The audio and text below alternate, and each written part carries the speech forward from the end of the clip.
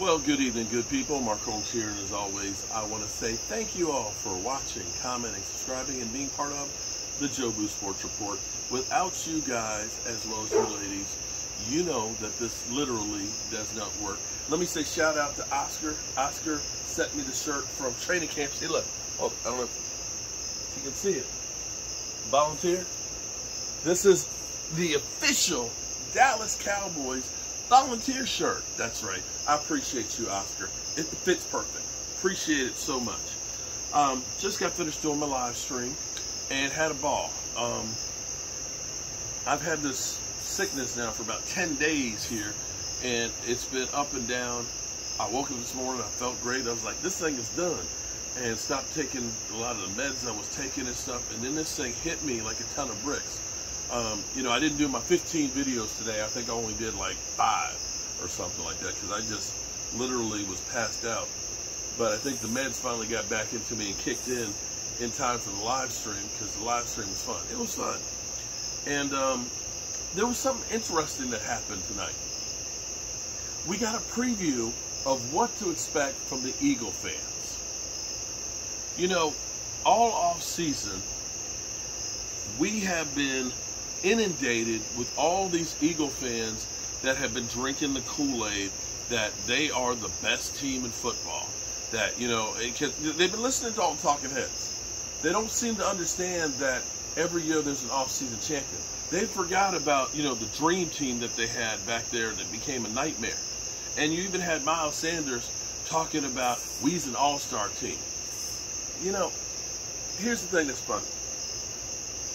Last week, when the Cowboys were looking bad against Denver, oh my God, I had so many Eagle fans. I had Eagle fans like, are you even watching the game? They look, Dak Prescott came to score against Denver. Dak sucks. Zeke sucks. I'm like, they're not playing in the game, right? But they came in, they trolled us. They talked about how many penalties they had. Jordan Davis had, I think, 4 tackles or something like that. He looked like a beast for like the first, 5 plays that he had. After that, he looked like he got tired. But, Philly 500, oh my God, he's generation, he's going to be a game changer and this, that, and the other. The funny thing is the Cowboys came out, Turpin running back the touchdowns that he had and things, and the Cowboys offense actually scoring some points, the defense looking good.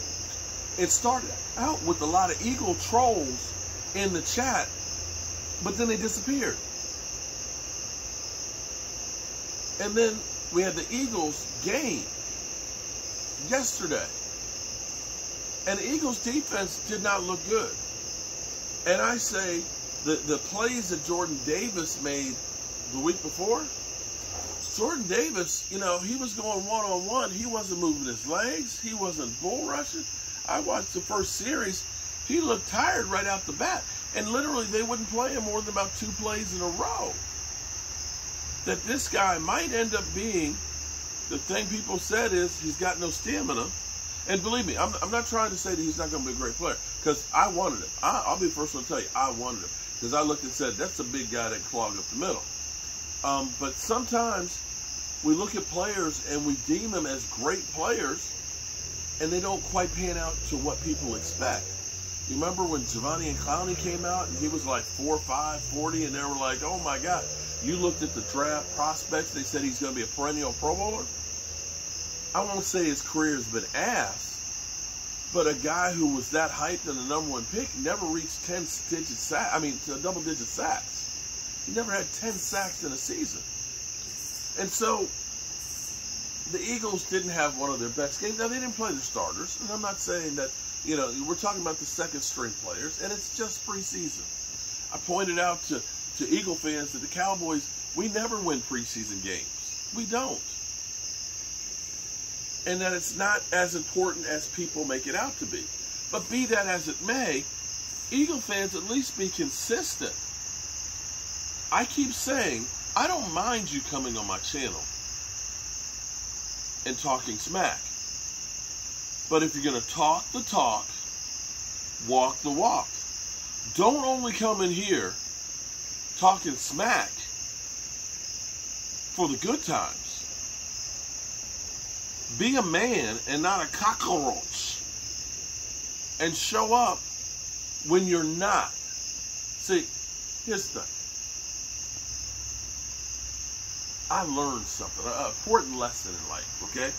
Old school songs, and I know Stacy Schuber's going to send it to me. But there's an old song that goes, when you got money, you got lots of friends. But when they don't come around.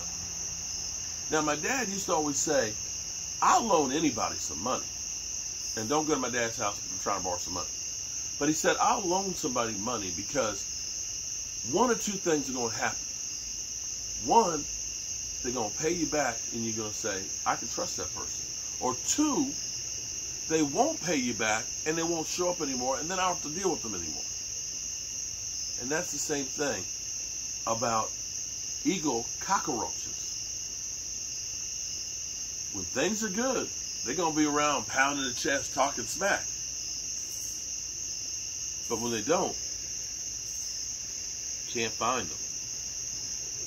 I can say I respect Philly 500 because Philly 500 puts himself out there, win or lose. He's always going to be there. And I will say that about Philadelphia as well. Philadelphia is annoying with his same old jokes. But he's consistent. He will be there, win or lose. And I'll say that about Filthy. Filthy, he needs to take a bath, but Filthy will show up. But don't be those cockroaches. Don't be in here swarming because your team won a game and then you run it high until it's set, the coast is clear. Come on, man. Be a man. Be a man. And that's what being a real fan is. Because you know what? Even when the brother screws us, you know I'm going to show up. But speaking of the Eagles, this is not where I intended this thing to go. I believe that the Eagles got some really good players. I believe they got some really good players. I think that they have a good team. But I don't think that the Eagles are quite the team that everybody has made them out to be. They did this last year with the Washington football team. Remember? Oh my God, Chase Young, Defensive Player of the Year. They got a great front, Ryan Fitzpatrick, he's such an improvement over anything that they had before. Right? Remember Mike Greenberg, Greeny, talking about, they may be the 49ers, that they're the best kept secret in football? And I guess technically, they won the same amount of games they did the year before, 7. But you didn't look at them and say they're one of the best teams in football like the hype was there. There's always a team that is overhyped. Yeah, maybe they can fill in the hype. But I think the problem for the Eagles is going to be is because there's so many new pieces that it's going to be hard to get them to be playing cohesive. Or at least it's going to take some time because, Philly 500 is talking about how much they need to sign another running back.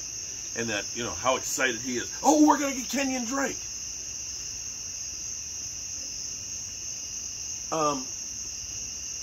Not to throw shade on Kenyon Drake or anything, but when I looked at Zeke Elliott, Eagle fans have been telling me for months that Zeke Elliott is done.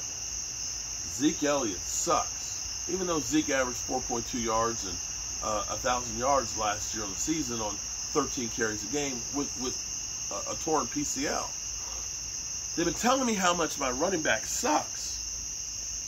But yet, Miles Sanders can't practice because he's got a hurt hamstring and is a guy who always is injured. And now you're talking about trying to get Kenyon Drake, who just got released by the Raiders. Hello? Kenyon Drake only averaged 4 yards a carry. So if Zeke Elliott was done behind a bad offensive line at 4.2, how is Kenyon Drake, who only got 254 yards last year, a great thing?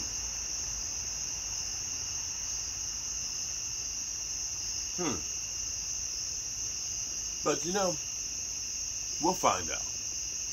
Because the great thing about football is we all start out 0-0. and it's all completely unpredictable. Last year, this time, I'm betting nobody thought Cincinnati, other than Bengal fans, were going to be in the Super Bowl.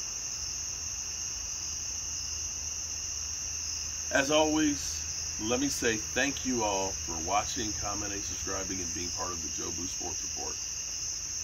I really and truly, from the bottom of my heart, appreciate all of you. And like I always say to end the night, make sure you tell the people you love them, because you might not get the chance again. I love you guys. And God willing, I hopefully will see you in the morning. Peace out.